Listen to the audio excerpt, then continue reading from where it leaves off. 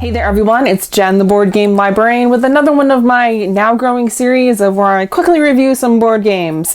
I'm going to start today with, I think, our favorite game that we've gotten from Mondo, and that is Gentle Rain. Woo! An adorable little box here. It's either a solo game or a cooperative game, ages 8 and up, and 15 minutes. So in Gentle Rain, you start with one tile on the board, and on your turn and everyone else's turn, you draw a tile from the stack, and then you have to match. So you would match pink flower to pink flower, orange flower to orange flower, or you can create combos the bigger and more tiles you have out on the board.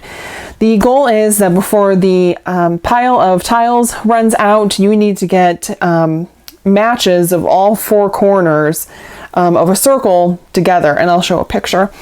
And then you put your appropriate flower circle tile down, and you want to do that before the pile runs out. This is a Kevin Wilson design, and I found it quite relaxing. It's, you know, take a deep breath and relax. So it was very relaxing. We played it twice in a row. The first time we hadn't, we didn't win, and then the second time we did. And there's those moments in this game where you're hoping for the perfect tile to come up, and then when you finally do, it was like, yippee! There was lots of shouting, well, at least from me, that was going on. I really like this. It's very portable. The tiles are good quality and easy setup, easy takedown, easy to learn. So this is a recommend for me. I don't know the price point on it, but I can't imagine that it would be a lot. So very sweet. Next, we'll talk about Drawn to Adventure from Final Frontier Games, designed by Keith Piggott, ages 14 and up, 30 to 90 minutes, and for 1 to 4 players. So this had been sent to us in the same package that Merchant's Cove had been sent, and it was kind of a surprise. I think I'd forgotten about it.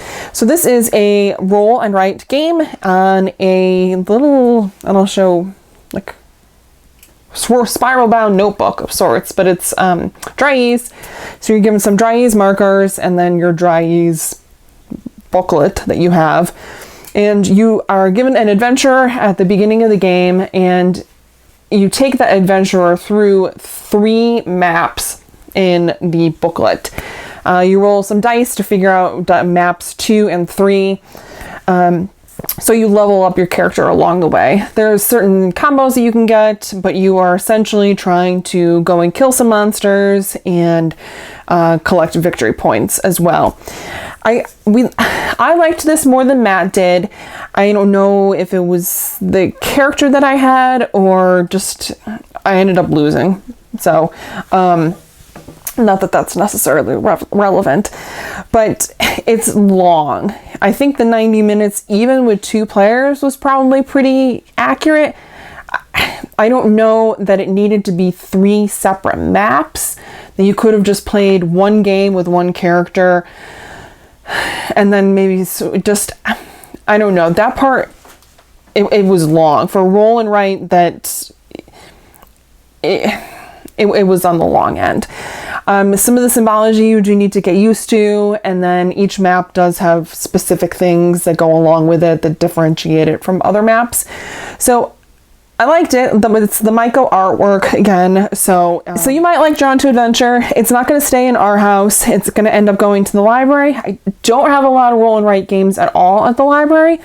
I would still recommend this one, especially to those who like more advanced roll and write games, or, you know, already are familiar with the universe that's in a lot of the Final Frontier games. Finally, on Kickstarter right now is Magical Unicorn Quest, a game for 2 to 6 players, ages 8 and up, for 20 minutes. So I love unicorns in this house, and love kind of tongue-in-cheek games as well, which is what Magical Unicorn Quest definitely is. Very quick card game where everyone is dealt a hand of cards. You can play a bunch of cards on your turn, and your goal is to get 2, like, the ultimate unicorns out on your table, in your stable, they call them. We liked this one. Not a keeper for us either. I didn't love it at 2 players, and I think it'll have a lot more interactivity with more players. But I think for those who maybe liked Unstable Unicorns or any kind of those tongue-in-cheek games, you'd really like it. Or if you have family that you play with that aren't really uber gamers, that's another plus too. I think the artwork and graphic design was very well done. Card quality was also very well done. And it's a great introductory game. I'm going to put this in the teen section because I think our teens would like it. There's a little bit of take that goes on as well. So I think especially, I talk quite frequently about there being more games for our feminine and girly crowd. And, if a teenage girl came in and saw this, I think a teenage girl would really want to play this with her family. So that is it. Three Coke reviews. 2 that I'm not going to keep, 1 that we're going to keep.